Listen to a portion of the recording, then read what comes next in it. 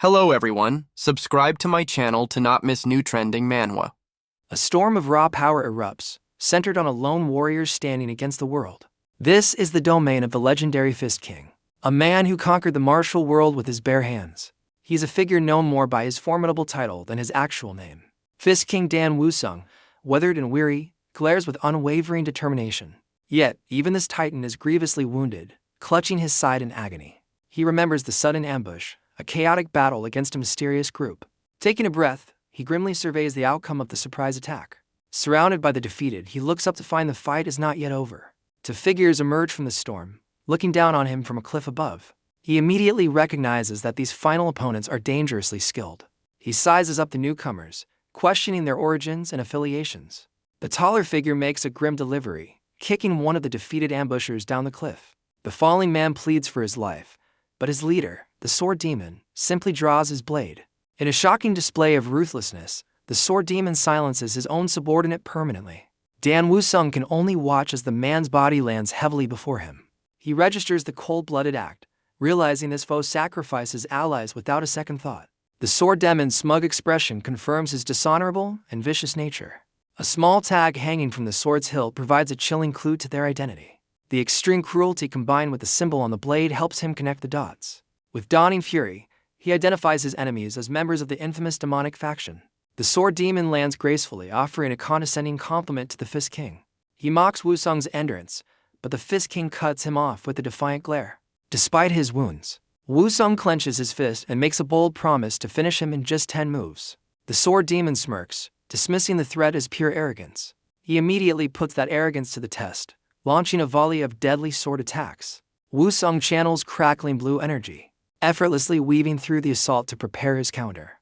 In a blur of motion, he closes the gap, his electrified fist aimed directly at the stunned sword demon. The sword demon reels back in shock from the sheer speed of the first devastating punch. With a confident grin, Wusong prepares to deliver the second blow of his promised 10. He unleashes a blinding barrage of strikes, overwhelming his opponent and counting each successful hit. He counts his 8th and 9th strikes, but senses his blows are being mysteriously diverted from their targets. The reason becomes clear as the second foe on the cliff manipulates him with threads of purple energy. Wusong glares in fury, realizing he's been fighting against a puppet master's interference the entire time. Taking advantage of the opening, the sword demon tightens his grip, preparing a decisive counter. The distraction proves fatal, as the sword demon's blade finds its mark in the Fist King's side. Wusong staggers back from the piercing blow, the fresh wound adding to his grievous injuries. The sword demon smirks, confident that the reign of the legendary Fist King is finally over.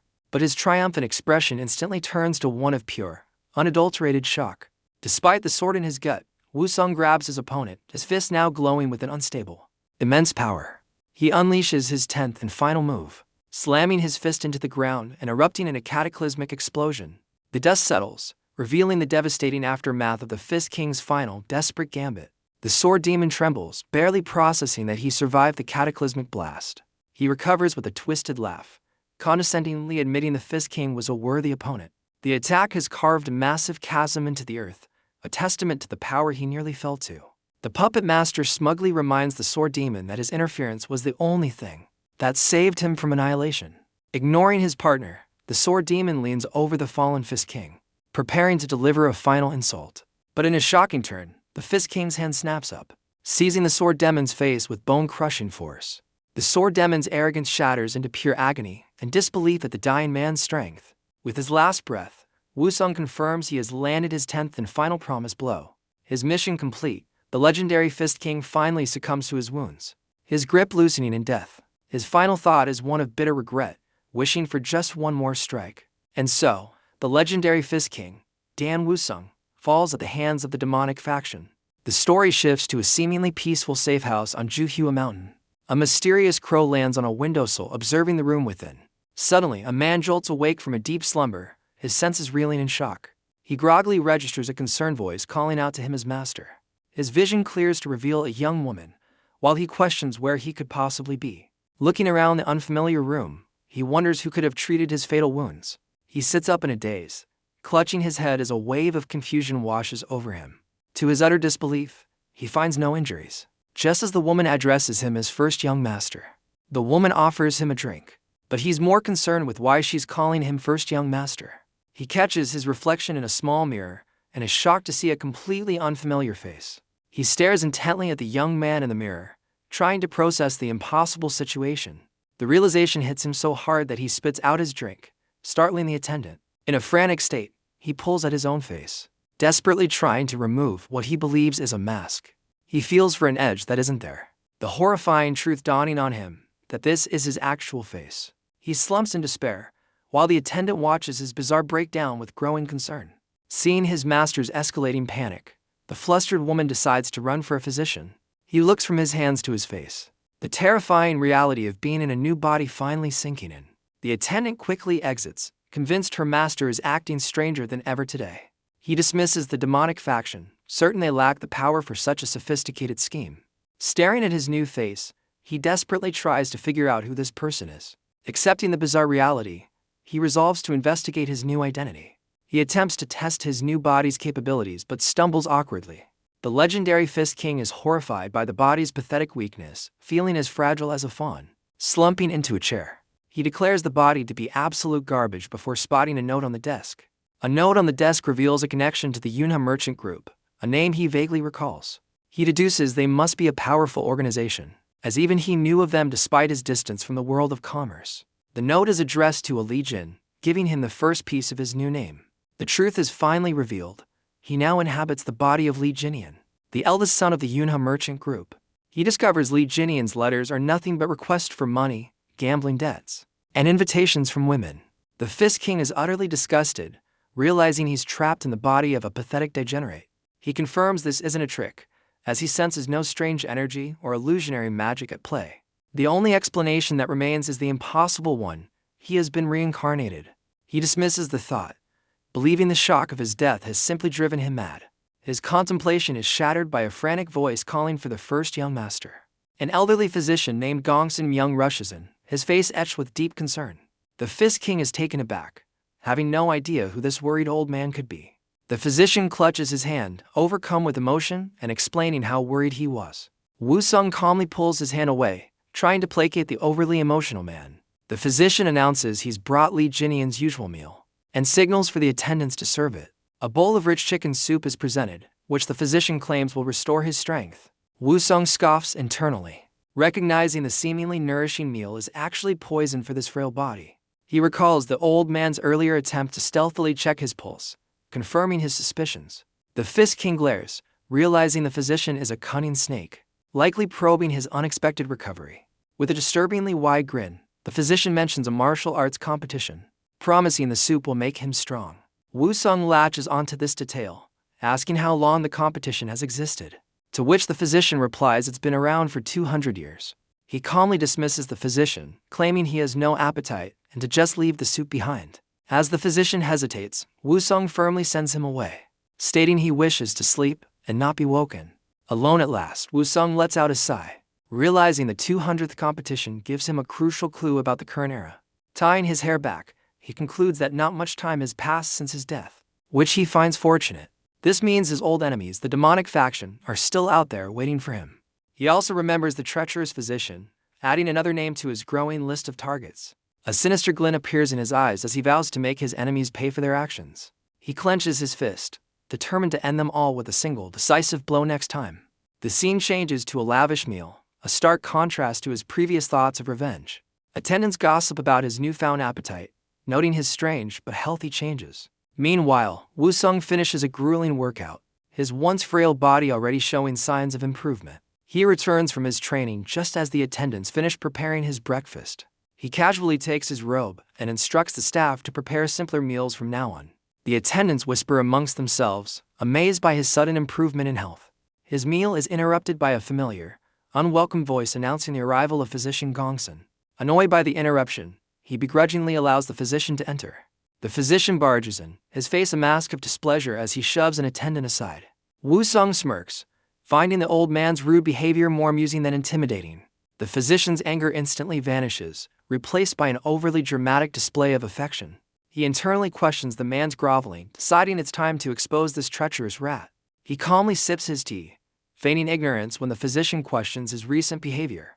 The physician complains that his previous efforts now seem meaningless. A veiled jab at Woo-sung's unexpected recovery. Woo-sung latches onto the word effort, his smirk widening as he prepares to corner the scheming doctor. He nonchalantly asks if the physician's effort was trying to poison him with the so-called dragon phoenix soup. The physician is completely stunned, his carefully crafted facade cracking under the direct accusation. As the physician scrambles to defend the soup as a tonic, Woo-sung casually remarks that he mistook it for poison. The old man explodes in frustration, reminding Woo-sung that he is his personal physician. Feeling cornered, the physician makes a show of leaving, claiming he'll take his leave if he's not wanted. Woo-sung calmly calls his name, halting the physician's dramatic departure. With a chilling glare, he questions if the physician thinks he's the master of the house, coming and going as he pleases. A bead of sweat rolls down the physician's face as raw fear grips him. Woo-sung breaks the tension with a laugh, dismissing his threat as a mere joke and leaving the physician to stammer nervously. Having asserted his dominance, he orders the now submissive physician to bring him writing tools for a letter. Woo-sung casually eats while instructing the now compliant physician to act as his scribe. He begins dictating a letter, stating that Lee Jinian's illness requires him to stay at the villa. The physician's hand tightens as the letter takes a dark turn, subtly asking for advice on what to do with his stubbornly long life. Noticing the pause, Woo-sung coldly questions why the old man has stopped transcribing his words. The physician forces a nervous laugh, trying to play dumb about the threatening undertones of the letter. In a flash, Woo-sung flings a chopstick with deadly precision, shattering it against the wall just inches from the physician's face. A terrified Gongsun clutches his neck, a thin red line marking where the projectile grazed him. With an icy glare, Woo-sung informs the physician that the weak man he once knew is gone forever. The doctor's composure completely shatters, and he desperately asks for an explanation for this terrifying change. Woo-sung calmly brings the conversation back to the poisoned soup, leaving the physician speechless with dread. Woo-sung explains that while the soup may be a tonic for the healthy, for a frail man, it's nothing short of poison, a fact a physician should know. He recalls the doctor's smug assumption that his energy would be in chaos after the meal. Woo-sung reveals he knew the doctor secretly checked his pulse, shocked that he hadn't died. With a cold expression, he continues, stating there's an even more crucial point. He recounts how he had previously dismissed everyone, a clear sign he was already suspicious. Woo-sung glares at the doctor, accusing him of failing to even conceal his murderous intent. The physician stares down at the bowl, his face contorted with rage at being so thoroughly exposed. He calmly declares the physician isn't working alone and demands he write down his master's name. The terrified doctor pathetically pleads his innocence, questioning how Woo-sung could suspect such a kind man. The physician sighs in resignation, realizing his pathetic act has completely failed. His demeanor shifts instantly, a malicious grin spreading across his face as he drops the facade.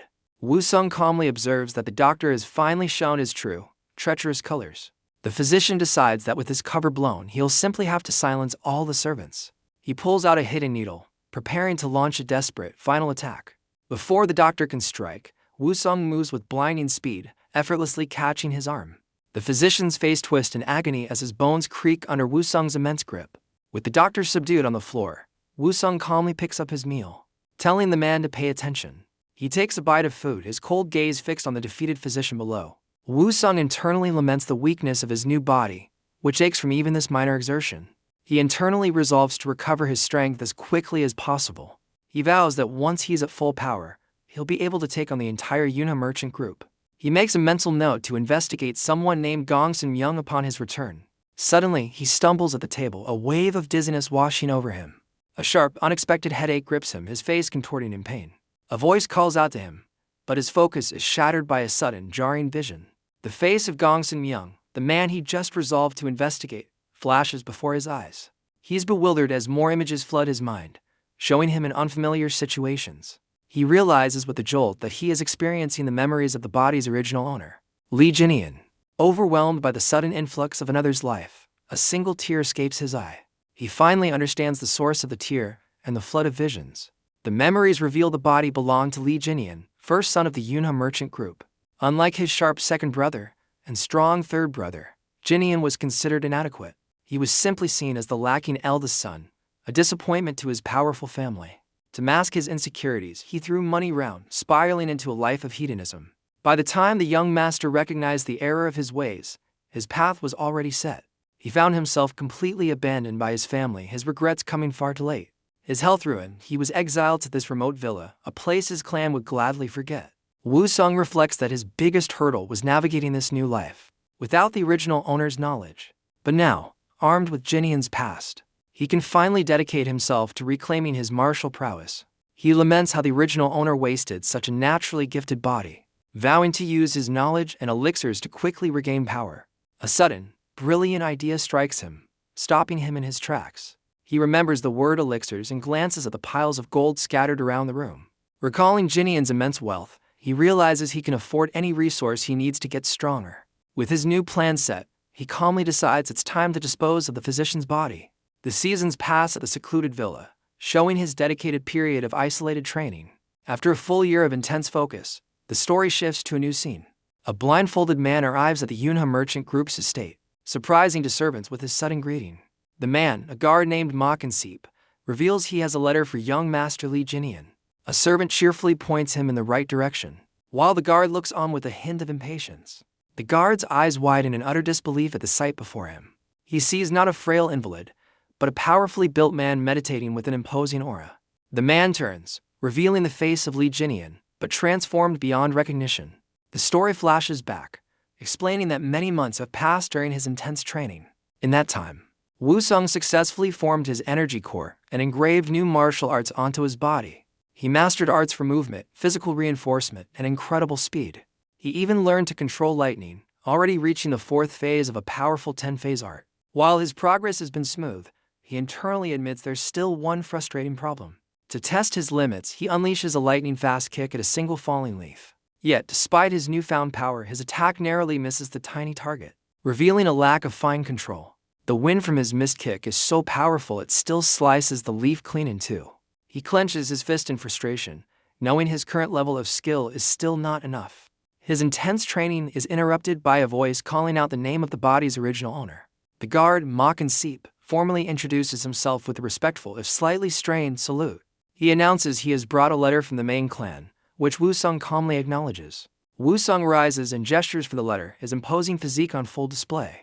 The guard is internally stunned, unable to believe this powerful man is the same frail master he remembers. Makansip comically complains that his arm is about to fall off from holding the salute.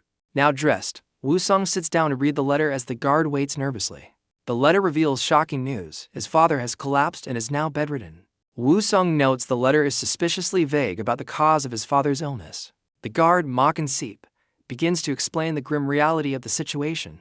He reveals the likely culprit is the rival Aang clan, shown in a flashback looking smug.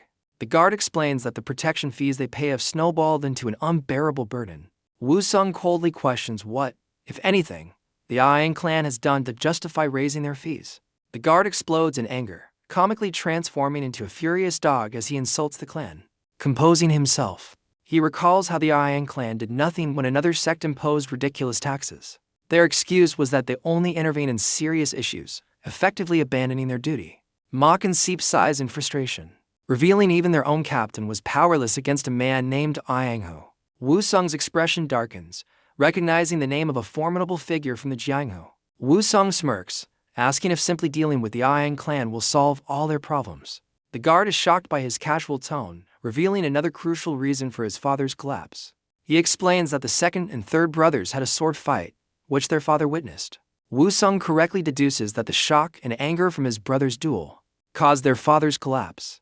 The guard slumps in his chair, lamenting the brothers' reckless behavior in front of the clan leader. Wusong's eyes narrow with resolve, deciding he can no longer just sit back and watch. He rises abruptly, startling the guard as he tells him to keep the letter. His powerful presence looms over Makansip, who could only look up in awe. With unwavering determination, Wusong declares he will go to the main house himself. The guard slams his hand on the table, finally realizing the frail young master has completely changed. Makansip returns to the main house, excitedly telling his fellow guards about the young master's incredible transformation. A skeptical guard with long hair listens with a dismissive, sideways glance, clearly doubting the story.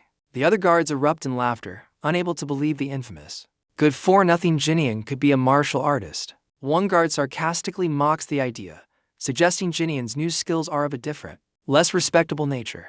Another guard chimes in, telling Makansip that his joke is completely unbelievable. As the guard continues his mockery, Wusong's menacing figure appears directly behind him. unnoticed. Elsewhere, a man with a top-knot smirks, confirming that young Master Jinian has indeed recovered his health. This man, revealed as Vice Captain Han Yip, forcefully grabs the head of the disrespectful guard. The Vice Captain reflects on Jinian's potential, remembering he had a good physique even as a child. Tightening his grip, Han Yip asked Mok and Seep for the young master's return date, but the guard only knows he's on his way. Mok and Seep realizes with a jolt that the young master has arrived at this very moment. The Vice Captain orders the reluctant guards to greet their master, reminding them who pays their wages. Wusong arrives at the impressive main house of the Yunhei merchant group, taking in the sight. He is taken aback by the sheer scale and opulence of his family's estate, finding it truly insane. Wusong realizes the original Jinian wasn't just well off. He was born into immense privilege and power. He dismisses his attendants, telling them he will go see his father alone. As he walks through the quiet estate, a strange thought begins to cross his mind. He finds it odd that despite his announced arrival, there's no one around to greet him. His eyes narrow as he senses a presence just around the corner. Suddenly, a squad of guards rushes into view, swords drawn, blocking his path with hostile intent. The leader of the guards offers a sarcastic welcome, his men's swords pointed directly at Wusong. Vice Captain Han Yip introduces himself as his squad surrounds the young master. In a clear show of intimidation, Han Yip smirks, remarking on how much Wusong has changed, his tone dripping with condescension. A nearby guard is bewildered, questioning the Vice Captain's sudden formal address to the master he once despised. A flashback reveals the original Jinian's disgraceful past, showing his lecherous behavior which earned him the guards' utter contempt. The guards recall this history, their faces filled with scorn as they stare down the man they remember as a weakling. Wusong meets their disdain with a confident smirk, completely unbothered by their pathetic attempt at intimidation. He effortlessly stops a descending sword with his bare hand, demonstrating his newfound power. Wusong sarcastically thanks them for the enthusiastic welcome, his grin widening at their shock. The guards are left speechless, and the Vice Captain quickly changes his tune, offering to escort Wusong to his father. The guards are stunned, unable to believe the good-for-nothing young master just greeted them. Vice Captain Han Yip admits to himself that Wusong has changed so much it feels like he's in a stranger's house. He watches Wusong's back with a pensive look, his mind racing to understand this new reality. A subtle smile forms on his face as he comes to a surprising conclusion about the young master. Han Yip now sees Wusong not as an enemy, but as a potential ally as they walk towards the main building. They arrive at the heavy, ornate doors leading to the clan leader's quarters. The Vice Captain informs Wusong that his father has been notified of his arrival. Inside, a man lounges casually, offering a sarcastic welcome to his long-lost brother. This brother, one of the two who dueled, mockingly shields his eyes from Wusong's presence. The second brother places a hand on the first shoulder, while Wusong observes their theatrics with a cold gaze. The third son, Li Yayan, greets Wusong with a sneer, dredging up his disgraceful past. He continues the mockery, noting how Wusong's stern expression makes him look like a stranger. The second brother grabs Wusong's shoulder, taunting him for finally learning how to glare. Vice Captain Han Yip watches nervously, anticipating that Wusong is about to be beaten down just like old times. He steps in with a placating gesture, sarcastically commenting on the brothers' joyful reunion. Wusong violently shoves the Vice Captain away, furious at the unwanted interference. Han Yip stumbles back in shock, a red mark blooming on his face from the unexpected force. Yayan's rage turns on the Vice Captain, incensed at being looked down upon. Wusong's eyes narrow with cold intent as he threatens to teach his brother a permanent lesson. Before Yayan can react, Wusong's hand snaps out and grips his face, silencing him instantly. Without a word, Wusong smashes his fist directly into Yayan's face with brutal force. The devastating impact sends his brother flying, his face contorted in pain and shock. Vice Captain Han Yip can only stare, dumbfounded, as the young master sails through the air. The second brother scrambles back in terror, utterly bewildered by the sudden turn of events. Wusong looms over his other sibling, grabbing his face with an icy, unyielding grip. His eyes burn with fury as he tightens his hold. Ignoring his brother's pathetic attempt to de-escalate, the brother cries out as Wusong exerts his strength, establishing a new, painful pecking order. With a chilling smirk, Wusong reminds his sibling of the proper way to address an older brother. A low rumble echoes from within the main building, hinting at the chaos unfolding inside. The guards waiting outside hear the disturbance, their faces filled with confusion and concern. Li Yayan, the second son and overseer, calmly notes the commotion is coming from their father's quarters. A guard nervously explains to Yayan that the first and third masters are having a violent disagreement. Yayan instantly assumes his third brother is harassing the eldest again. Recalling their usual dynamic, his composure cracks as he furiously berates the guards for failing to intervene and protect his older brother. The doors burst open, revealing Woo-sung calmly silencing his struggling brother right outside their father's room. A voice from inside calls out to Hwa-in, who is still processing the sight of Woo-sung's dominance. The overseer is left completely dumbfounded, unable to reconcile the scene with his expectations. The scene shifts to a quiet room where a steaming teapot awaits, setting a tense and formal atmosphere. Hwa-in now sits at the head of a table, watching Woo-sung stand over and kneeling and restrain Ya-in. With a knowing smile, Hwa-in sips his tea, calmly acknowledging that he heard his brother had returned. Hwa-in calmly observes that Woo-sung seems to be in good health, ignoring his other brother's struggles. Woo-sung coolly confirms his well-being, his gaze unwavering and confident. The overseer then points to his own bandaged hand, inquiring if their third brother caused the injury. Before Hwa-in can dismiss his own wound, Woo-sung turns to deliver another lesson to Ya-in. He lands a sharp blow across his brother's face, reinforcing his newfound authority. Woo-sung issues a chilling warning about the consequences of disrespect, which Ya-in hastily accepts. The third brother is left bruised and humiliated, completely at Woo-sung's mercy. Ya-in's mind reels in shock, unable to process that his once weak older brother overpowered him. A flashback reveals their old dynamic, where Ya-in was the tormentor and the original Jinian was the victim. Hwa-in reflects on this incredible role reversal, acknowledging that Woo-sung has truly humbled their arrogant sibling. Hwa-in probes into Woo-sung's transformation, which the eldest brother smugly confirms. Woo-sung's attention is suddenly drawn to a pile of official scrolls resting on the table. The overseer explains they are employee list for an upcoming conference, but Woo-sung is already reaching for one. Unfurling a scroll, Woo-sung scans the names, his finger tracing down the list with purpose. He smirks, realizing he no longer needs to investigate who recommended a certain employee. A quick look reveals that every key guard was recommended by the same person from the Aang clan. Woo-sung confirms his suspicion, picturing the sinister Aang as the mastermind behind the appointments. He addresses his two brothers, his tone shifting to one of serious accusation. Woo-sung demands to know if either of them is secretly allied with the rival Aang clan. While Hwa-in is stunned into silence, Ya-in frantically denies any connection. Woo-sung's lips curl into a confident smirk, unimpressed by their panicked reactions. Hwa-in and Ya-in erupt in protest, finding the accusation of betrayal utterly ridiculous. They passionately declare their loyalty, vowing to protect their father's business at all cost. Pleased with their answer, Woo-sung coolly remarks that this saves him the trouble of dealing with them. He then shifts focus, confirming with Hwa-in that all the higher-ups will be at the next day's conference. With a look of steely resolve, Woo-sung announces his own intention to attend the meeting. He abruptly turns to leave, informing his stunned brothers that he's going to see their father. Left in his wake, a bewildered Hwa-in demands to know what exactly transpired at the safe house. Ya-in completely loses his composure, screaming in frustration and regretting a past decision. As Woo-sung arrives at his father's quarters, a voice from within grants him permission to enter. Woo-sung steps into the dimly lit room, approaching his father's bedside. The leader of the Yunha merchant group, Lee Seong-min, weakly acknowledges his son's arrival. His father questions the commotion from earlier, but Woo-sung calmly dismisses his concerns. Woo-sung brings up his father's failing health, which the old man attributes to overwhelming stress.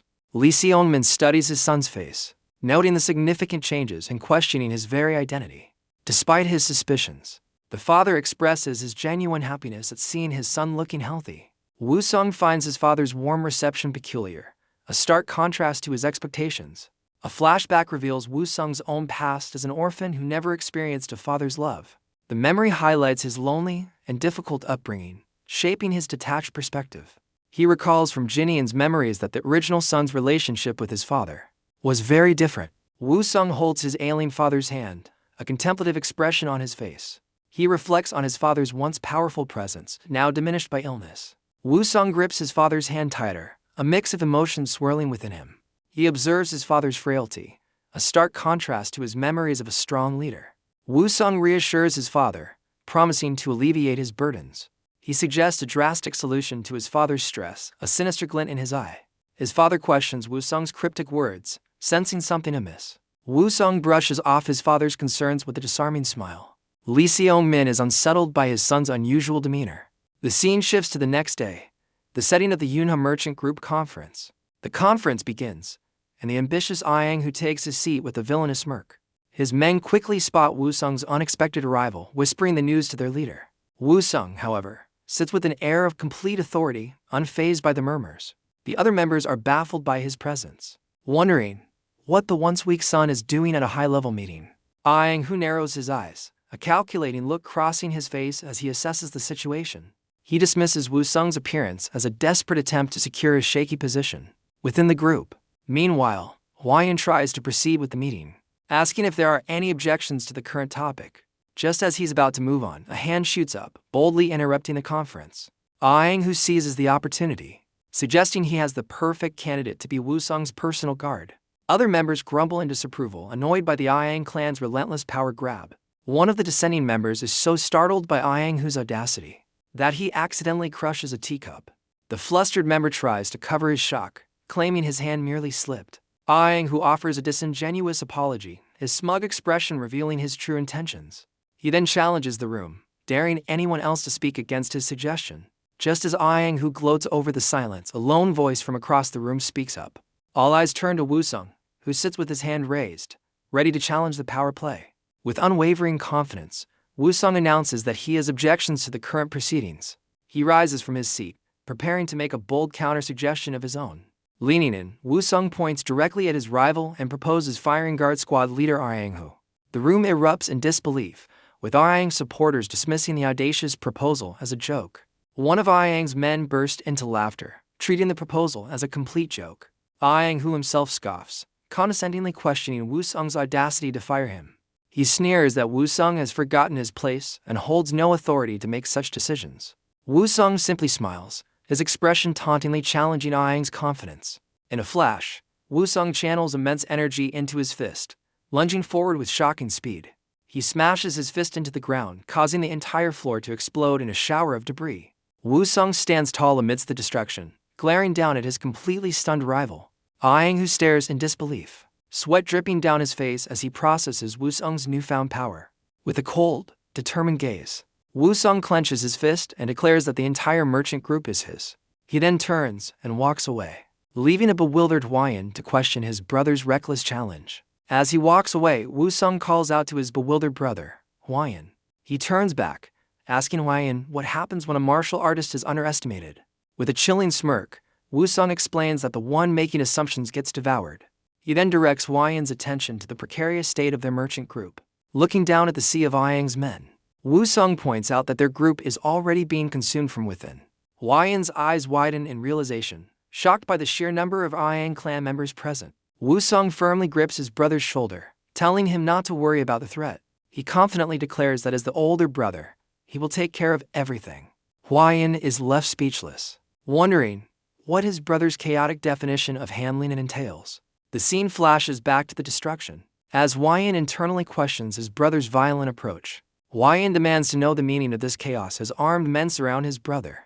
Amidst the wreckage, Aang-hu's subordinates sneer, wondering if the troublemaker has finally lost his mind. A loyal guard furiously shields Wu Sung, condemning the insolence of drawing a sword against the young master. Wu Sung's personal guards quickly form a defensive line, ready to face the overwhelming number of opponents. With a cold, unwavering gaze, Wu Sung agrees that his opponents are indeed out of line. He then grabs one of the guards by the hair, his expression dripping with contempt for their insolence. The opposing guards sweat nervously as Wu Sung questions their decision to threaten their own employer. Wu Sung's own guard is startled as his master quietly remarks on the enemy's apparent death wish. Aang, who observes from afar, cryptically offering compensation for the guard captain's troubles. Wu Sung smirks back, clarifying he's only sorry for completely derailing Aang-hu's ambitious plans. Wu Sung reveals he knows Aang-hu hired a physician to assassinate him during his recovery. He continues by exposing Aang's plot to turn his brothers against each other for an easier takeover. Wu Sung blames these insidious schemes for causing their father's health to collapse. He lays out how Aang planned to manipulate one of the sons from the shadows. The ultimate goal was to seize control of the entire merchant group like a puppet master. Aang, who erupts in derisive laughter, dismissing the entire accusation as a delusion. Wu Sung takes a firm step forward, ready to reveal the flaw in his rival's scheme. He then drops a bombshell. The assassin sent to kill him was instead eliminated by Wu Sung himself. With a piercing gaze, Wu Sung declares that this failure was the turning point in Aang's fate. Aang, who grabs him in disbelief, only for Wu Sung to calmly confirm he dealt with the assassin swiftly. Wu Sung calmly taunts his rival, pointing out the flaws in his half-baked takeover scheme. Enraged by the humiliation, Wu channels immense power into his fist, preparing to strike. Wu Sung watches the incoming attack with a knowing smirk, having lured his opponent into a trap. Wu lunges forward, unleashing a furious, energy-infused punch directly at Wu Sung. In response, Wu Sung gathers his own brilliant blue energy, ready to meet the attack head-on. The two powerful fists collide in a spectacular explosion of opposing energies. Wu reels back in pain, his arm trembling from the overwhelming force of the impact. He stares in utter shock, realizing Wu Sung has mastered a powerful form of martial arts. The scene reveals Wu Sung effortlessly blocking the captain's full-force blow with a single hand. Wu Sung's own men watch in astonishment, completely unaware of their master's hidden abilities. Wu Sung taunts his opponent, sarcastically asking if it's okay to hit a man fresh from recovery. He then smirks, deciding that an official duel makes everything perfectly acceptable. Whose face contorts with rage, incensed by his rival's overconfidence. Seizing the opportunity, W's men loudly declare an official duel, with everyone as witnesses. The guard captain smirks, believing he has successfully trapped Wu Sung with the terms of the duel. But Wu Sung calmly adjusts his robes, flatly rejecting the proposed terms. He then raises his fist into a fighting stance, demanding a life-or-death duel.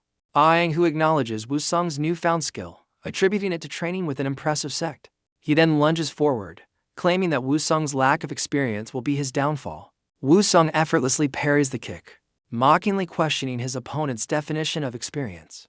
Who stares in disbelief as Wu Sung, crackling with lightning, dismisses his lecture on experience. With a single motion, Wu Sung blasts his opponent away, deeming him 100 years too early for this fight. The captain is sent hurtling backward, completely overwhelmed by the sheer force of the counterattack. Stunned and bleeding, Who struggles to comprehend the immense power Wu Sung just displayed. Wu Sung smirks, ready to give his rival a brutal lesson on the true meaning of experience.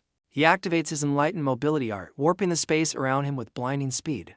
In a flash, Wu Sung appears directly in front of his shocked opponent, closing the gap instantly.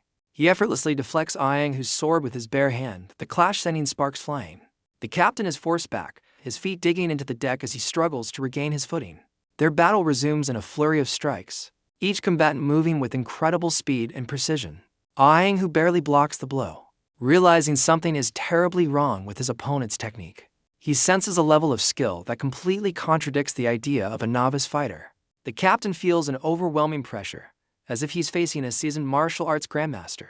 Refusing to accept this reality, Who channels his own energy for a desperate counter. His men cheer from the sidelines, certain their captain is about to unleash his finishing move. Who pours all his strength into his ultimate technique, the three-form sword art.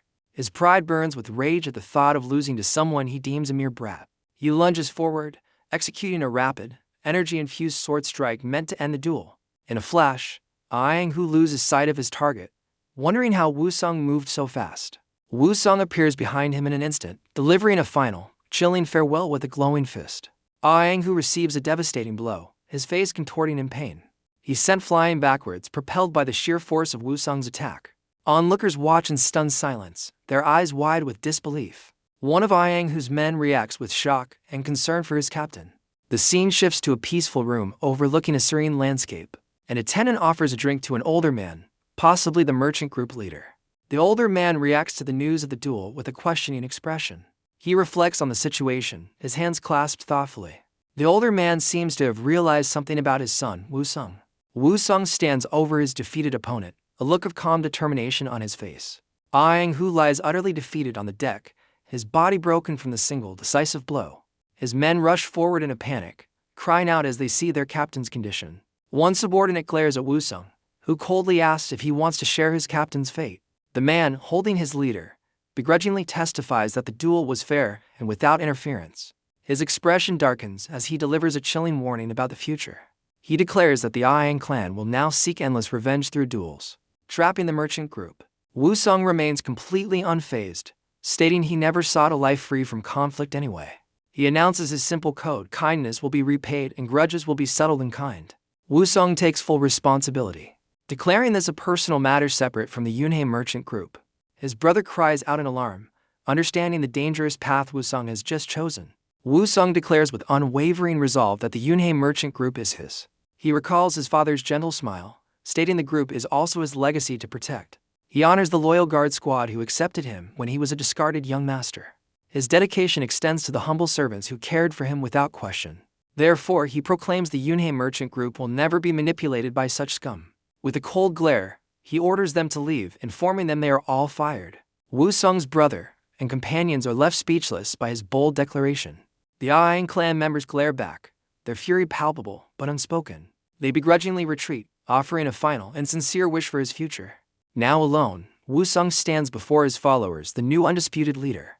Wu Sung's brother stares blankly, struggling to process the sudden turn of events. One of the loyal guards erupts in celebration before his friend quickly muffles his cheers. Their leader chastises them for not acting, though his expression betrays a sense of relief and pride. Wu Sung turns his attention to the chief administrator, who jumps at being addressed. With a commanding gesture, he demands an elixir from the merchant group's funds. He reasons that taking on this new burden entitles him to at least that much support. The administrator beams, eagerly promising to procure the finest tonic available for his new leader. Wu Sung then outlines the administrator's new duties, including hiring a new guard squad. The scene shifts to a tranquil estate basking in the warm glow of sunset. Inside, a relaxed man sips tea between two imposing figures. As Wu Sung reveals, he already has candidates in mind.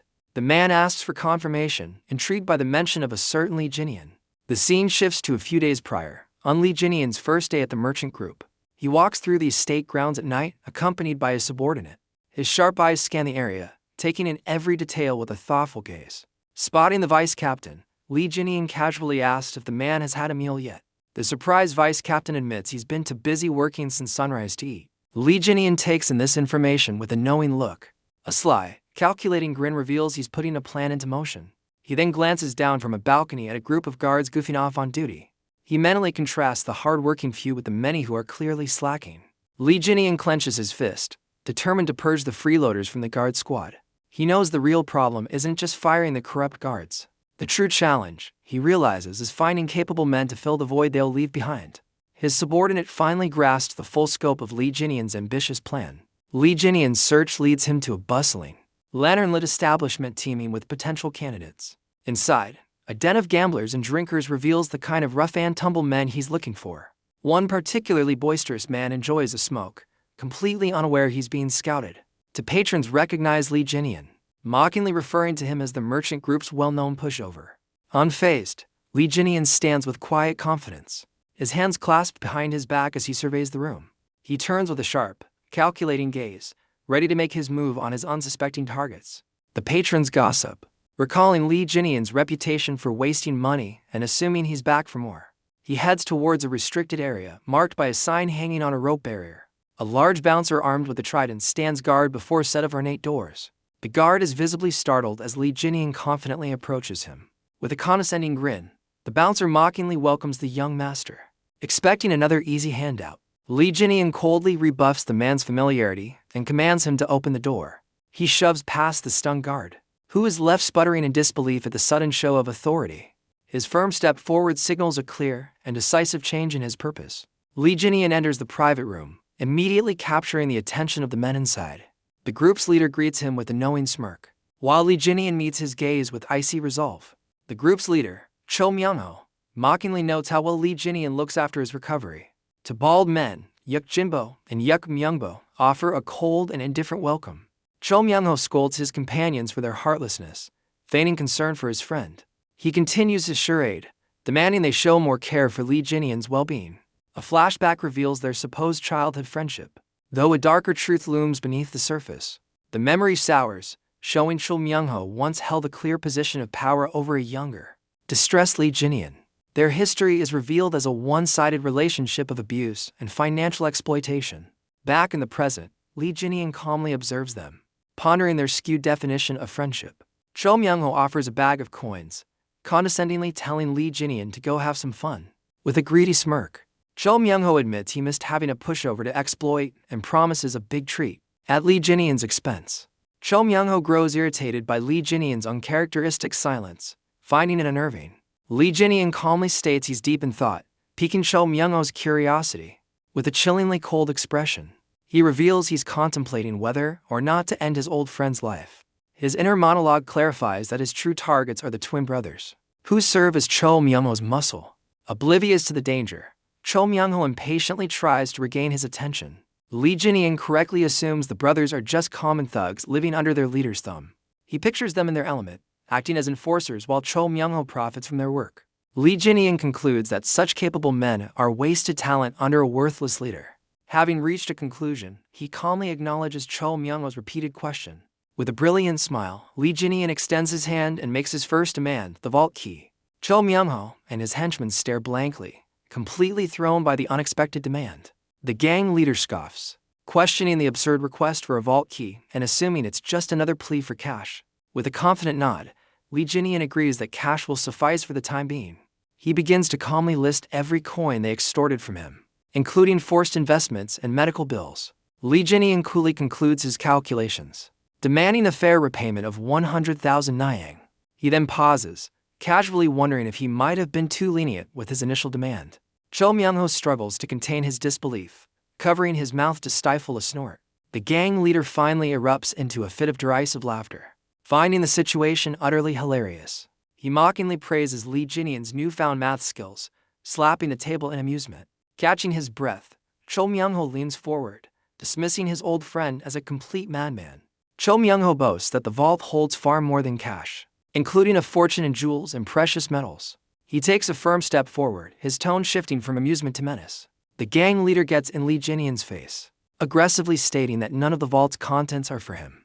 With a sneer, he offers a condescending loan, questioning the sudden demand for the vault key. Lee Jin-yoon remains stoically silent as Cho Myung-ho grabs his chin, refusing to be intimidated. The gang leader's patience finally snaps, his expression darkening as he demands to know why he's being ignored. His face twists into a furious snarl, enraged by Lee Jin-yoon's uncharacteristic defiance. He rants about Lee Jin-yoon's sudden change from a fragile patient to a demanding and scowling man. Losing all composure, Cho Myung-ho grabs his former friend, furiously reminding him of his place. Unfazed by the outburst, Lee Jin-yoon calmly exhales, maintaining his composure under pressure. Cho Myung-ho tightens his grip, threateningly questioning if Lee Jin-yoon has a death wish. Fed up with the silence, he orders his henchmen to put Lee Jin-yoon back in his place. The bald enforcer immediately slams Lee Jin-yoon's head onto the table, expecting submission. But as he holds him down, a bead of sweat reveals his growing unease at Lee Jin-yoon's lack of reaction.